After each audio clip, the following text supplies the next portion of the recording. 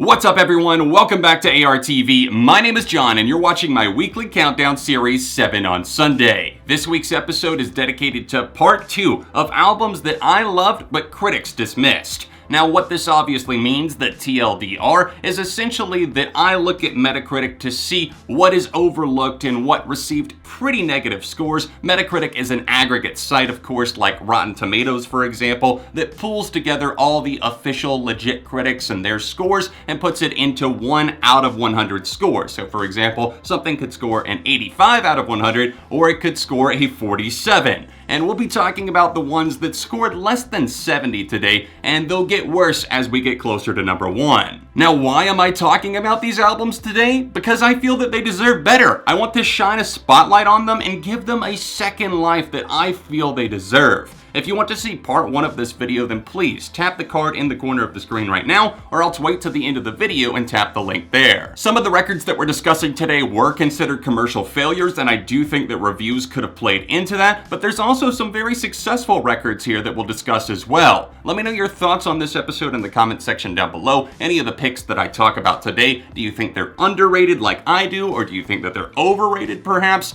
Anyways, if you want to see a part 3, then be sure to let me know as well, and drop a like on the video while you're here.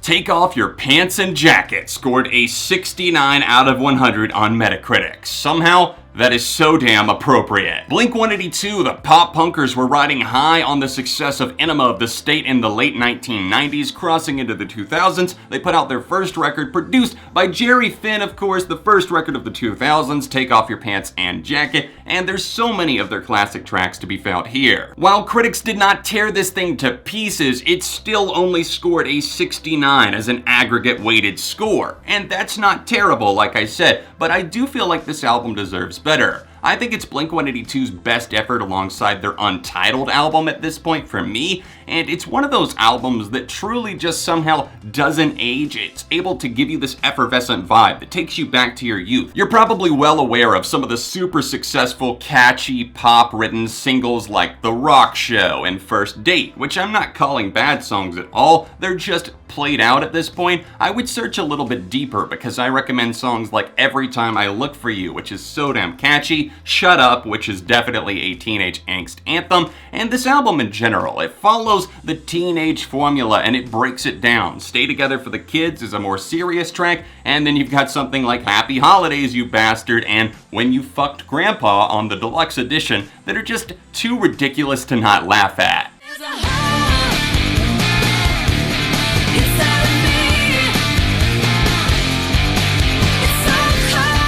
The story of my number 6 selection, My December, that was released in 2007 by pop artist Kelly Clarkson, is a tragic one. This is an album that almost didn't see the light of day because Clive Davis, the president of her label RCA, really didn't want it to come to fruition. He almost demanded that she scrap the songs and maybe even add in 5 new ones to replace the dark, brooding, atmospheric, and also rock-oriented tracks that she had put in there, and she refused to back down, and the album was released without that much promotion. It's unfortunate because I do feel that this is Kelly Clarkson's best album because it's her most honest, vulnerable, and personal. The problem with a lot of pop records is the inconsistency. Tons of songwriters, tons of producers, tons of people pulling the artist or the singer in many different directions. And on this album, Kelly Clarkson took the reins and said, I'm not backing down or bowing to anyone just because I'm a woman in the pop industry. She stood up for herself, and that definitely shows on this album.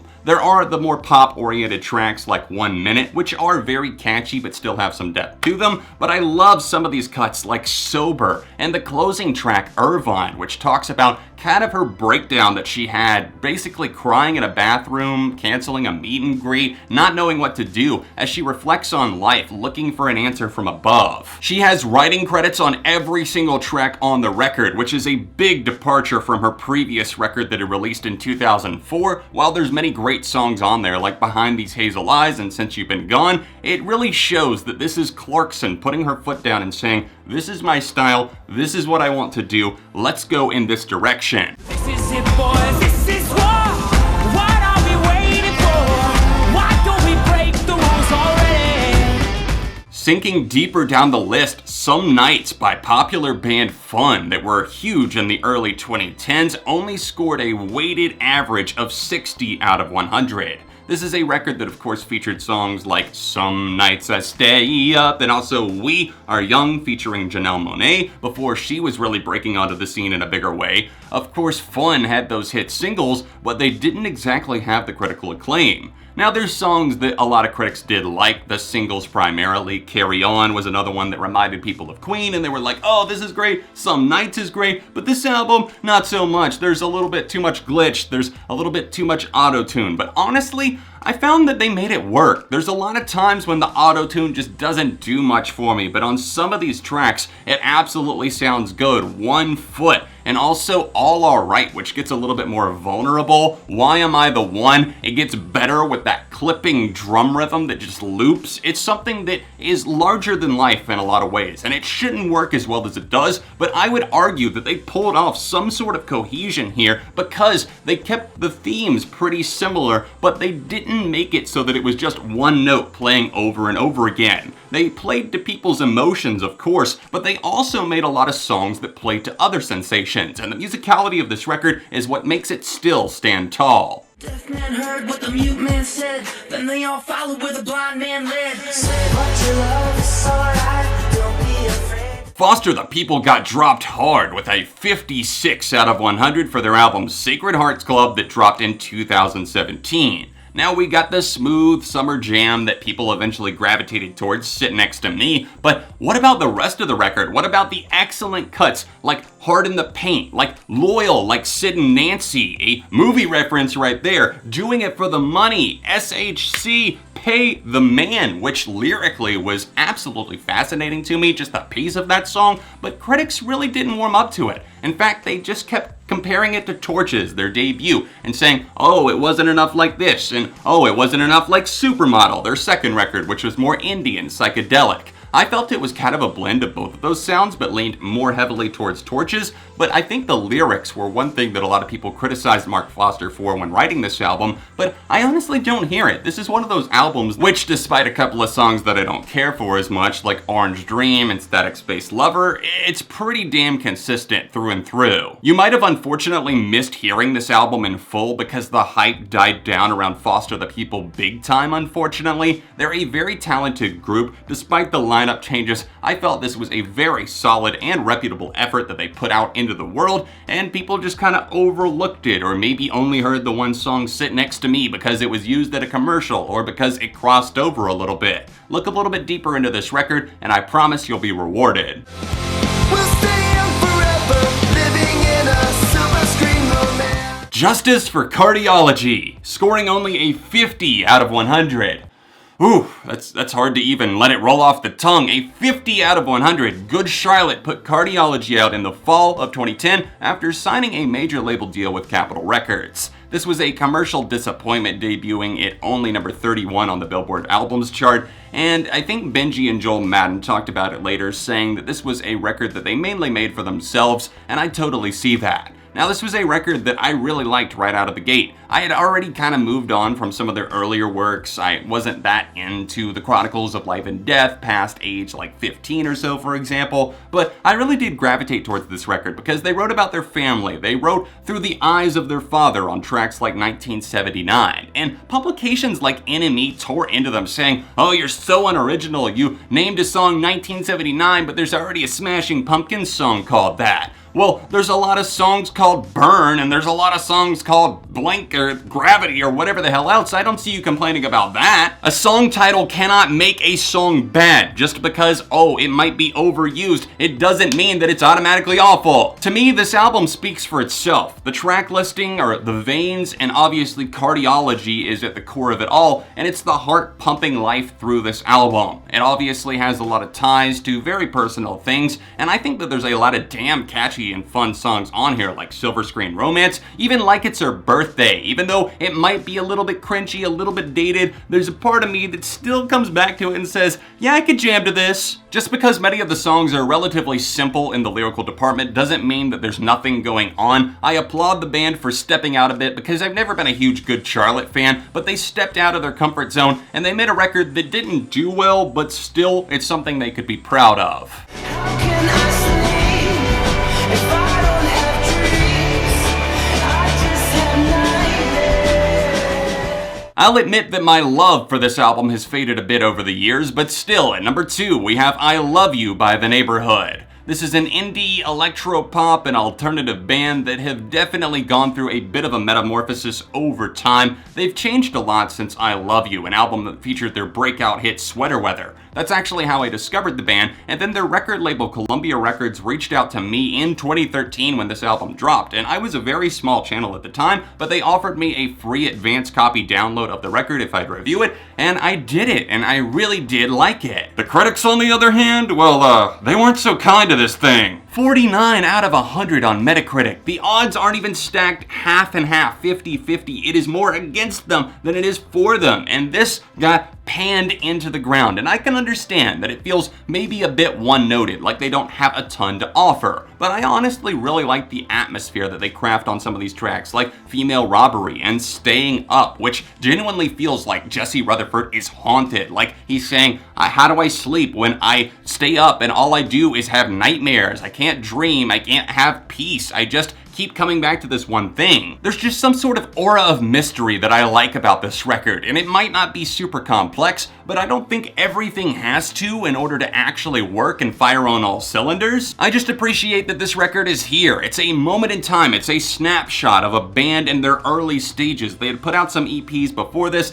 they dropped the album, it was pretty successful, and then a lot of people forgot about them. At this point, I don't blame you because their output has been pretty mediocre, at times bad, but this record was something that just came out, it made a little bit of a splash, and it deserves to have a little bit of love thrown its way. Put your hands in the air if you hear me out there. I've been looking for you day and night. Oh, I really didn't think I'd be sticking up for this one, but at number 1 we have Amaryllis by Shinedown, the rockers that scored, what? A 47 out of 100 on Metacritic.